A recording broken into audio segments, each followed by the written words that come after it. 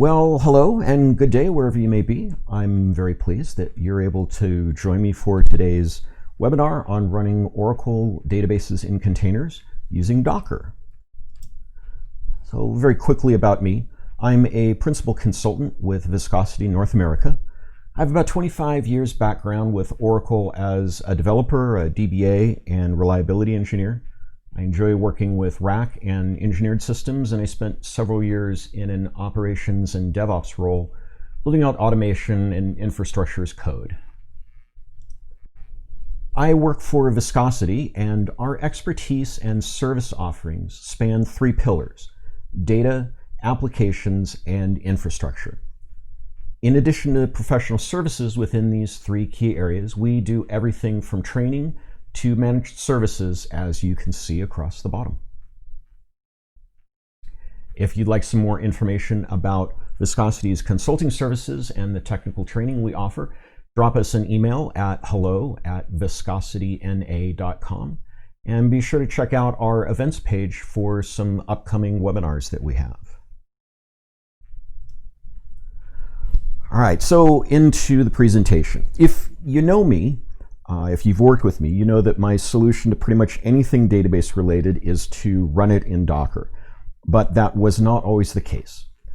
About 6 years ago, I had heard a lot of bad things about Docker and containers in particular before ever having used them, so I had definitely formed an opinion. And so I was not very thrilled when my boss approached me to let me know that I was going to be building out Oracle databases in containers for our developers for their QA and test and development systems. Over time, I came to realize that a lot of the biases and opinions that I'd formed and a lot of the things that I had heard from other people that went into forming those opinions were not actually true. In particular, Docker's suitability for running databases. So what I've put together for you today is the presentation that I wish I had 6 years ago when I first started using Docker. So I asked myself what I wish I'd known back then about Docker, and I realized that list is pretty short. I didn't have a good idea of what containers are and how they work. I was under the impression that containers are some sort of mysterious, lightweight virtual machine-like things. And I had read or heard a lot of things from fellow DBAs about Docker and containers, but it turns out that the majority of that wasn't accurate. Looking back, I realized those individuals hadn't been actually using Docker. They were just voicing fears or doubts about something that was new. I would have liked to know a few tips and tricks for running Oracle on Docker, and because I like to tinker with things, I wish someone would have pointed me at some of the internals that make modifying or customizing my work a little bit easier. I'm going to try to demonstrate as much of this as possible. Docker's command set is not very extensive, and for the most part, the commands are obvious. For example, docker stop stops a container. Docker start starts a container. Now, I said I didn't have a good idea of what containers are and that I was under the impression that containers are kind of sort of virtual machines. And so let's get this out of the way right up front. Containers are not virtual machines. It's understandable that we would compare them. Containers and virtual guests let us do very similar things. But I see and I read so many analogies that compare containers and virtual guests, and every time they seem to minimize the capabilities of containers. Things like containers are pickup trucks, virtual machines are semi-tractor trailers. That makes containers sound less powerful or less capable or less serious or production ready, and that's hardly the case. So instead, I want to show you what containers are and how they're different from virtual machines. And to do that, I'm going to create a container on my command line. I'm running this on a free Oracle Cloud account using an Oracle Linux compute instance. The first thing I'm going to do is create a directory. I'm going to call this directory Alpine, and I'll jump into that directory. And now I'm going to run a wget command to pull an Alpine root file system tar. So it pulls that into this directory, and now I'm just going to uncompress that. And if we look at this, we see what appears to be a regular Linux file system. The difference is that it's not in the regular root file system. I've put it into this subdirectory called Alpine. Now I'm going to navigate down one directory here, and I'm going to run this command. This is a command called unshare. And what unshare does is it tells the operating system that for this process, I want to unshare things with my host. And in this case, I'm going to unshare the mount system, the mount namespace, the user time space. I'm going to unshare my process space, my user space, my IPC space, network, and so forth.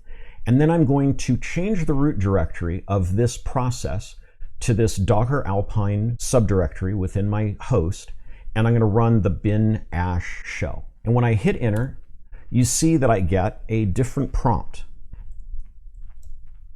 And if I look at who I am, I'm root. But my host name is still the host name from the original system. If I want to see what my process ID is, I'm process 1. Well, that's kind of weird, because if I go over here and I look for someone running the unshare command on my system, I see that it's the Oracle user and their process 14791. So I've isolated my process that I'm running here in this shell. I've isolated it into its own space, its own file system, and so forth. And I can do all kinds of cool things here. I can change my host name. You see that my host name is now Alpine, but if I go over here to the greater host, I see that the host name is still OCI 19. I can look and I can see if I've got a file system, but it turns out that I don't. I don't have anything mounted on my system. So what I'm going to do here is I'm going to just mount proc, sys, and temp. And now when I check this, I see that I indeed have a file system. Now, if I were to go over to host, I see that I've got a bunch of things here. Let's see what flavor of Linux we're running. And indeed, we are running Alpine Linux. But if I go over here,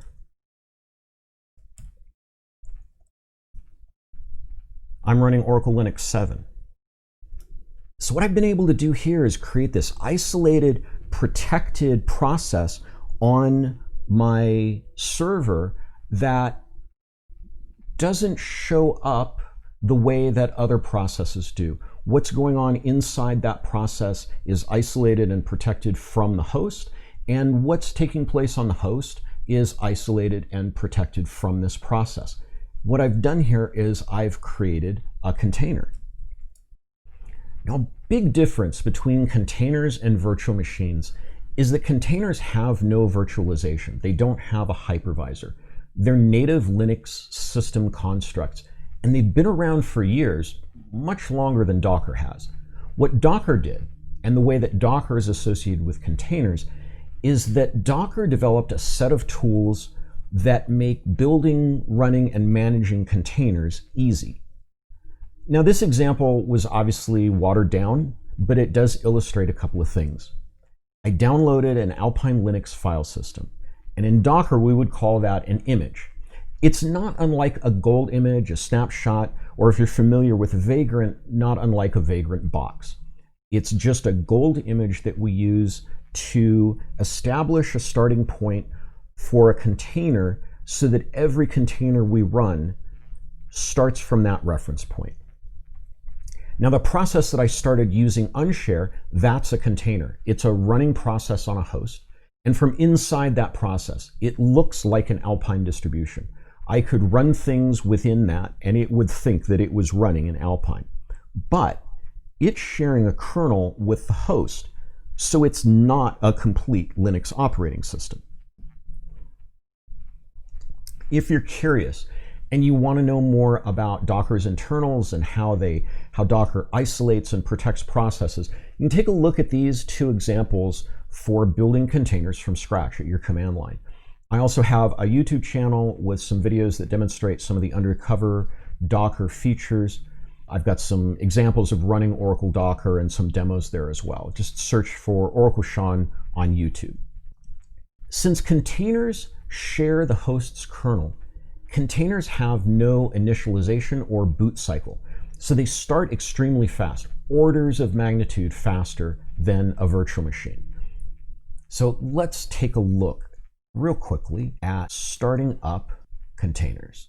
I'm going to run this command docker images. Docker images lists for me the images that I have running on my local system.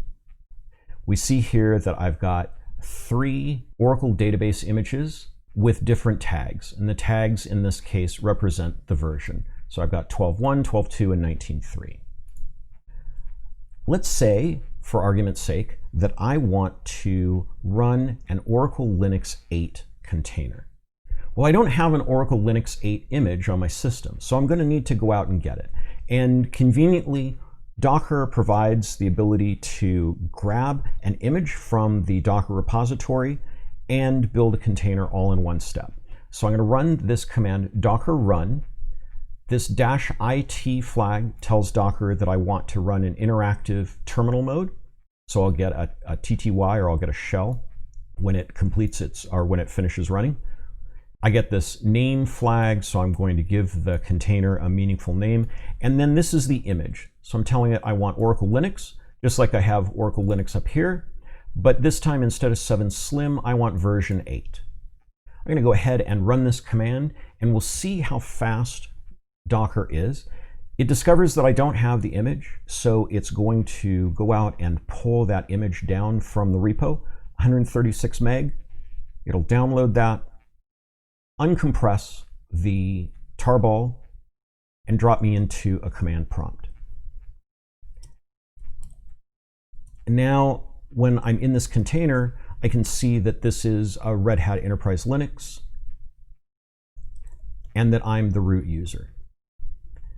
And it took just that long to create a container. And that included downloading the container from the repository. So let's see how fast Docker is if I already have the image present. In fact, let's do this. Let's take a look at the images on my system.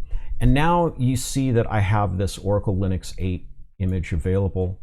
So now let's go through and create a brand new container from an image that we have locally already. And there we go. That fast. No boot up, no init process or anything like that on the system. So it is extremely fast to start. This is the docker ps command. Docker ps shows processes or containers that are currently running. And just remember that a container is a process. And when I run this docker ps command, you see that there's apparently nothing running. And that's because I ran those containers, the run commands. I included the -t directive on that flag. In fact, let's take a look at it one more time. You see that -it, that told Docker that the run state of the container was related to the terminal session. So as soon as I exited out of the container stopped. So I have an alternative here. If I want to see all the containers that I have on my system, I can run this docker ps with a -a flag, and that just shows me all of my containers. And the output from this is going to be really ugly. It wraps a lot. I have an alias set up that formats this a little bit more nicely. So now we can see that I have 2 Oracle Linux 8 containers, and both of them have exited. Now, if I wanted to start one of these containers, I can just do it with this, the docker start OEL8. And now if I run this docker ps command again, I see that this OEL8 container is up.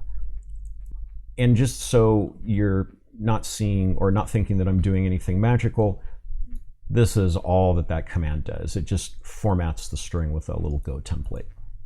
Now I also have another container here. This is an Oracle 19.3 database container, and it's exited.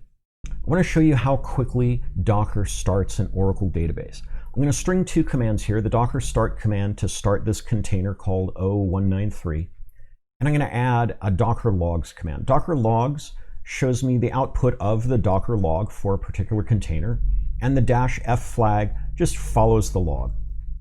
In the case of an Oracle container, it's going to show me what's taking place in the container up until the point that the database starts, at which point Docker checks to make sure that the database is up and running and that it's passed some sanity checks, and then it'll switch over and start showing me the alert log for the database.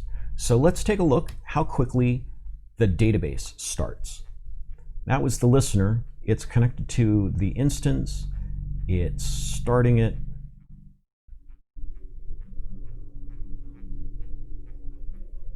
Mounted. And we're up and ready to go. Now you'll see, I missed it here, but you'll see this message right here tells me that Docker has verified its sanity checks to make sure that the database is up and ready, and now it's going to start tailing the alert log for me. Now, I want to take you back to look at that Oracle Linux 8 image. Let's check and see if it's running. It is, and I'm going to introduce a new command. This is the docker exec command. And again, I'm going to use these -i-t flags that tell it I want an interactive terminal session so that I can interact with the container. I'm going to tell it the name of the container, and then I'm going to give it the command that I want to run. In this case, just to open a bash shell. And now here we are. I'm in my container. And if I do this to see which VI I'm running, well, not only do I not have which, I don't have VI either. So what I want to do here for you is install a couple of things. I'm just going to run a yum install command. I'm going to install VI, which, strace, and less, because these don't come as part of the regular Oracle Linux 8 image. And the reason that they don't come with the image is because containers are typically used at scale. And when containers get deployed at scale, very rarely would anyone ever log in to one of those machines to edit a file. So you'll see that things like less and VI editors and file browsers just aren't going to be present. And the reason that we don't want to do that is we don't want huge images cluttering up large-scale production container deployments. But we do have the option of installing these to our local containers. And now, when I look to see which VI I have VI installed. Now, if I were to go and create another container from that Oracle Linux 8 image, that container would not have VI installed in it. And the reason for that is Docker images or container images are immutable. I can't change an image. Once an image is created, it can never be changed. And that's a good thing because we don't want to have containers built from a particular image to vary wildly. In this case, we have an image, we can reliably start containers every single time. They'll behave the same way. So if I can't create a new image, how do I get an image that has VI installed in it? Well, it turns out that's pretty easy. So I've built this container and I've added VI to it. Let's take a look at our images on this system. You see I still have this Oracle Linux 8 image. And what I'm going to do is introduce another command here, docker commit. And I'm going to commit the container, the OEL8 container that I just made the modification to. And let's call this the OEL8 plus image. So I'm going to commit that container and the contents of that container to a new image. And when I run Docker images again, I see that I have this brand new image that's been added to my local repository. Now that I have this new OEL8 Plus image, let's do this. I'm going to run a brand new container. I'm going to call it OEL8 VI. And I'm going to use that Oracle Enterprise Linux 8 Plus image that I just created. Now you'll notice this time I ran with flags I and D. That D command just tells Docker to run in detached mode. So I'm not being dropped into a shell here. Instead, I can get into it, and in fact, let me do this. You can see that this Oracle 8 Plus container is running, OE8 VI, running from the Oracle Enterprise Linux 8 Plus image. Now I'm going to run my docker exec command to get into a shell on that container. And from here, when I check to see which version of VI I'm running, I indeed have it. Same thing with strace. Now I have an image that has those additional executables and packages that I installed into my OEL8 container. They're now part of this OEL8 Plus image, and I can use this image to create any number of new containers that will also include VI, strace, less, and so forth. Now, while images are stateless and I can't change an image, containers are stateful. I can stop and restart a container, and Docker is going to pick right back up where it left off because the data and the state of the container is stored on the host file system. That container that I created before, the OEL8 container, if I stop that container and restart it, VI will still be there, strace will still be there, and so forth. Now, if I remove a container, all of its data, including its state, is going to be removed completely from my system. Now there's a trick for saving information outside of a container. I'm going to show that to you right now, and that is Docker's volume flag. I'm going to introduce a new option to the Docker run command. Now again, I'm doing Docker run, so I'm going to run or start a container. I'm using -i-d. This D tells Docker that I want a detached session. I'm giving it a name. I'm calling this OEL8-NFS. And now I'm introducing this new flag, this -v flag. And what that tells Docker is that I want a file system in my home, I want a directory in my user home called docker/nfs to be mounted to a file system called NFS inside my container. And finally, I'm giving it my image name, OEL8 Plus. And I hit enter. My container is started. And now if I jump in to my command prompt, I can navigate to this file system. And I see there's nothing there. Now this is that same file system, sort of an NFS share that I've created here in my Docker environment.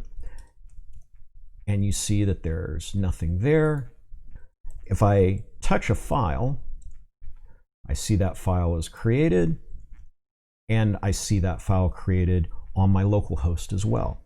If I go into my local operating system, my host operating system, I can edit that file. I can do the same thing here.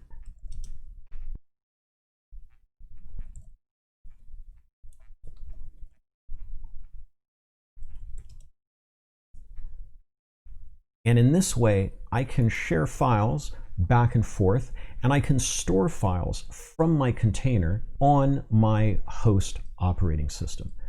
Both host and container can read and write to this directory. And if I remove the container, the files in this directory will outlive that container. They don't get deleted along with the container. So for example, if I go in to my environment here, my Docker environment, I can run the docker rm command. This is going to remove my container, and I'll give it the container name. And because I know this container is running, I'm going to add the -f flag. That's just going to delete that container.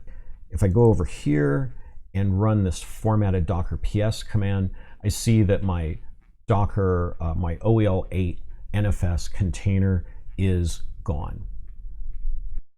All right, with that background out of the way, what do you say we start running Oracle on Docker?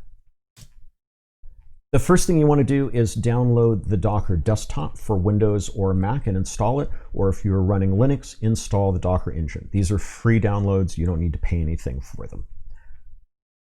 And then you can get Oracle database containers ready built for you by either going to Oracle's container registry or to the Docker Hub. Unfortunately, what's limited in both of these repositories is very limited. There's Oracle 12c, and that's just a product of Oracle's licensing limitations that prevent distribution of Oracle databases and images. Now, both the Oracle container repository and the Docker Hub have step-by-step instructions for setting up the Enterprise Edition images or containers that they have available, so I'm not going to cover any of that. Instead, I'm going to show you something that's a lot more practical and useful, I hope, and that's how to build and customize your own database image for any version and any edition you want. This means downloading two more things. The first thing we need to get is a copy of the Oracle database installation files. So I'm just going to go to the Oracle download site. I'm going to grab the Linux x86 64-bit version of whatever version of the database I want. In this case, in this example, I'm going with 19.3. Then I want to create a repository directory on my machine. So I made that directory and changed into it. And then this final thing that we needed to download, and that's Oracle's Docker image repository. This is, again, it's free, it's out on GitHub, so you can pull this Docker image repo and either git clone it to your local machine or just download and unzip the archive into your Docker directory. If you're not familiar with Git and GitHub, you do not need to have Git or a Git account or anything like that for what we're doing. All you have to do is just download the zip file. It's going to provide all the same content and all the same functionality. And finally, we're going to copy the downloaded installation file into a directory deep into our Docker repository that we pulled so that Docker knows where to find the database installer file. You don't have to unzip the file. Docker's going to take care of that for you. And the last thing I'm going to do is change into that Docker files directory. All right, so now we have the Docker desktop installed. We've got the Docker repository copied onto our machine, and the database install files are staged in our Docker repository. We're ready to build an image. And this is all that we have to do. Oracle provides a script for automating image builds. It takes two parameters, the edition and the version. So this -E tells it Enterprise Edition, and the -V tells it I want 19.3. And then we wait. It's going to take a few minutes for this to run. It needs to go out and pull a base Oracle 7 image, and then it goes, and remember, the base images don't have everything, so Oracle is going to run yum and pull all of the dependencies and necessary binaries and packages that Oracle needs. It's going to unzip the Oracle database install file and run the database installation program. And then once that installation is complete, it's going to remove some directories like the demo directory and assistance and support tools and so forth from the Oracle home just to keep the image size down. For reference, image builds on my machine run anywhere between 7 and 15 minutes depending on the version. But once it's complete, you're going to see you have a newly built image when you run Docker images, and it will look something like this. You'll see this Oracle database, and then the Enterprise Edition 19.3, which is what I had built. So that's all there is to building an image. That build Docker image script does everything for you. It just takes a little bit of time, like I said, 7 to 15 minutes, and you're going to have an image from which you can now start building database containers. Now, my image has that base Oracle Enterprise Linux 7 operating system. It's got all of the package prerequisites. It has a complete Oracle Home database software install. I'm ready to start creating my containers. This is a basic command for creating a database container. And in this, I'm introducing a new flag, the -p flag. -p stands for port, and this maps ports for Docker and tells Docker to take traffic on container port 1521 and redirect it to port 11521 on my host. Now, port mapping can't be added to a container after it's built, so it's important that you include this in your initial container build or your run command at the very beginning, at the outset. From here, I'll be able to map traffic in and out of this particular database in my container on port 11521 on my host. So I'll be able to connect things like SQL Developer. I could run an application in another container and have it connect to my database. So I can do all sorts of things now that my networking is open and available. Now, I said this is the simplest way to build a database image, but I'm going to add one more thing that's going to make this container tremendously more useful for you. It's a trick that you can use to make running new databases incredibly fast. Recall that earlier I started a container and I mapped a directory on my host to a volume in the container. I'm going to do the same thing with my database container. I'm going to mount a directory in my user's home, this oradata/o193, and I'm going to map that to the container's opt/oracle/oradata directory. I'll show you why I'm doing this in just a moment, but for now, if I didn't already have this database container created, I would run this command and it would create my container. Now, the first time that you start up an Oracle database container, Oracle needs to create the database. So there's an initial investment. It goes out, it runs the database creation assistant and generates or creates a new database for you. And there's some time involved there. It's 10 or 15 minutes. But as you've already seen, if I already have a container created on my system and I start it up, it goes out, it checks, it sees that the database already exists, and it skips the creation process, goes directly to starting my listener and then starting my database. Now for the tips and tricks part. Recall that I created this container using a local directory for opt Oracle Oradata. And I want to take a closer look at what is in that directory, in that file system. You're going to see something unique here about Oracle's Docker builds. All of the database related files exist in the opt Oracle Oradata mount point. Everything, OraTab, TNS names, listener, everything. Every part of my database is in this directory. And since that is mounted outside of the container, remember I mounted this opt Oracle Oradata file system and referenced this directory on my host, I can delete my database container, and this is going to remain behind. So I can go out and I can do this.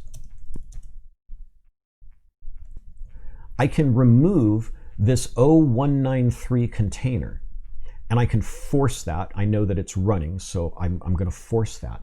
And now what I'm going to do is I'm going to recreate this container. And just to prove that it's not there anymore, I'm just going to run this formatted Docker PS output one more time.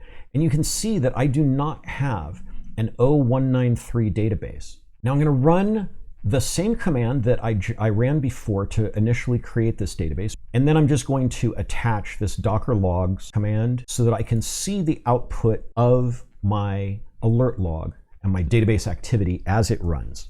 So let me hit enter, and look at that. We're already starting the listener. We're starting the database. I didn't have to recreate the database. And that's because I created all of those database components on a volume or on a directory on my local host that was external to my container. So when I deleted that container, the container went away, but the files stayed behind. And now when I check my list of containers, I see that this 0193 database is back. So I can recreate that database container using the same command. It's not going to go through the database configuration assistant. The first thing that it does is go to check and see if it can find a database. And if it does, it starts it.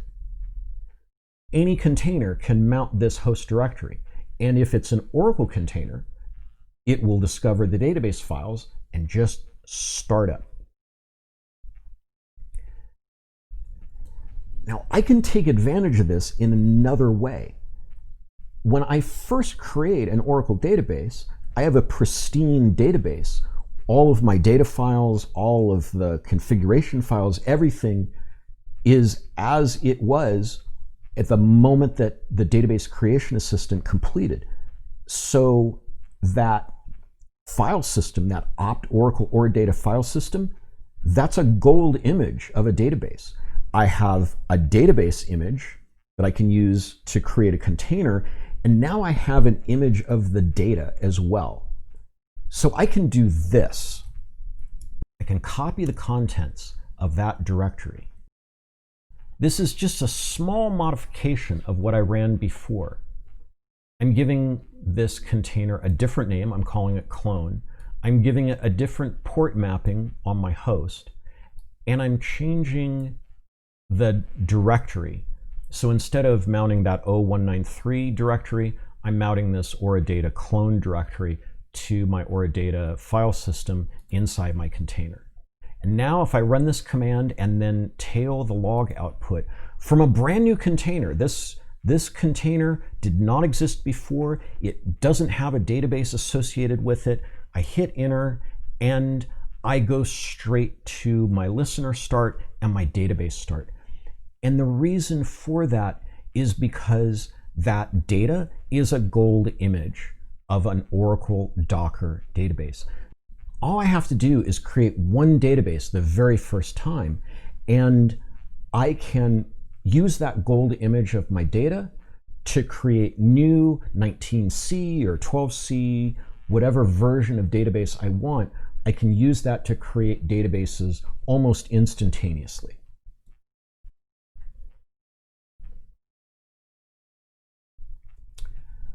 What you will want to avoid doing is using a common directory for your database. Make sure that you're using a unique subdirectory. And the reason for that is you'll notice that all of these files have common names.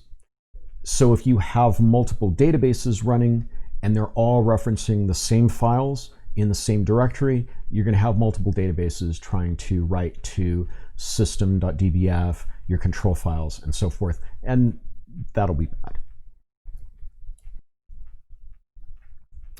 I can also customize databases by adding parameters with the -e flag. I didn't show you that in any of my container builds here, but this is a pretty easy thing to do.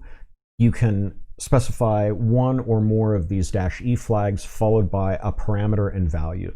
And the things that you can define are the password for the database SID, the PDB name, the character set, and then also you can specify a time zone. Oracle databases generate audit and trace files, and this includes databases in containers. These directories are outside the file system that I map to the container, so the files are being written into Docker Desktop's virtual disk. Over time, these files will build up and they will fill your disk and your container will stop, and Docker may also become unresponsive as well. So it's a good idea to clean these directories out periodically. The scripts in the Oracle database repository do not configure databases in archive log mode. not by default at least, so you don't have to worry about those unless you change the archive log mode of your database. And finally, because I map the listener port on my database to a port on my host, I can connect using SQL Developer. I use the local host as the host name and whatever port I map for the port and the appropriate database service name. These same values will map over to other connections, so I can connect to my database from SQL Plus or using Easy Connect or from another container if I choose. And finally, if you explore the contents of the Oracle database repository, you'll see that there are some version-specific directories there. So I'm going to change my directory into this Docker Images Oracle Database Single Instance Docker Files directory. And I'm going to get into the version-specific directory. And I'll list the files out here, and you see that I have my Linux install file here, but you also see that I have files like Dockerfile and then several shell scripts that are included in here as well. And we can use these scripts to customize the way that your images are built. So let me show you a couple of things here real quickly. The first is this setup linux.sh script. And this is where you would go if you wanted to include VI or anything like that within this yum command. You can also create directories in this script as well. If you want to add custom entries to your TNS names or listener files, you want to change the way that Oracle creates the database, there's this create db.sh script. And this goes through, and you'll see that it's passing some parameters to the database configuration assistant response file. And then it's just adding output to my listener.ora. It goes here and it's creating my tnsnames.ora. So if you want to do anything custom in your database creation, you can do that here. The next thing to look at is the Docker file. The Docker file is where you can add files to an image. For example, if you wanted to include some specific scripts or some other files into all of the images, you can do that here from your Docker file. This also allows you to configure custom environment variables. That's all set here. And you can see in this step that it's copying files across. If you have questions about how to do this or where in these scripts in the Docker file script you want to make these changes, go ahead and shoot me an email. Happy to help you out. And then last but not least, there's this startdb.sh script. And you see here, this one's pretty slim. It starts listener and it starts SQL Plus. So if you wanted to add something into all of your image builds so that it always ran a particular command, that's where you would do it. Now these files are visible within your container in this opt Oracle directory. Now these files all exist in the /opt/Oracle directory on your container. And these are actually copied into the image that's created when you run build docker image.sh. Finally, Docker is wonderful for doing a number of things with Oracle databases on laptop and desktop environments, but there are a few things that are either more difficult or problematic when you're working with Oracle on Docker than they might be in virtual machines. And the first of those are RAC and ASM. Those are both probably better suited to running in a virtual machine environment because you avoid having to jump through some of the hoops when setting up disk devices. I personally use Docker to run DataGuard and Oracle Shard Database, but it's not something that I would recommend to anyone who isn't comfortable building images from scratch. And finally, Oracle Enterprise Manager is difficult because of the way that both OEM and Docker handle host names. It can be done but it's an ugly solution, or at least the solution that I've come up with is an ugly solution. But beyond that, pretty much anything that you can do on a virtual machine, you can do on Docker, but you can do it with a smaller footprint on a faster environment and with less overhead on your host machine. Thank you so much for attending today. I hope that this has been valuable for you and that it inspires you to explore what Docker has to offer for Oracle DBAs and Oracle developers.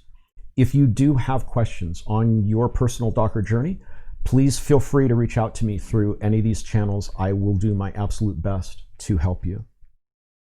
And if you'd like more information about Viscosity and the consulting services and technical training that we offer, please drop us an email.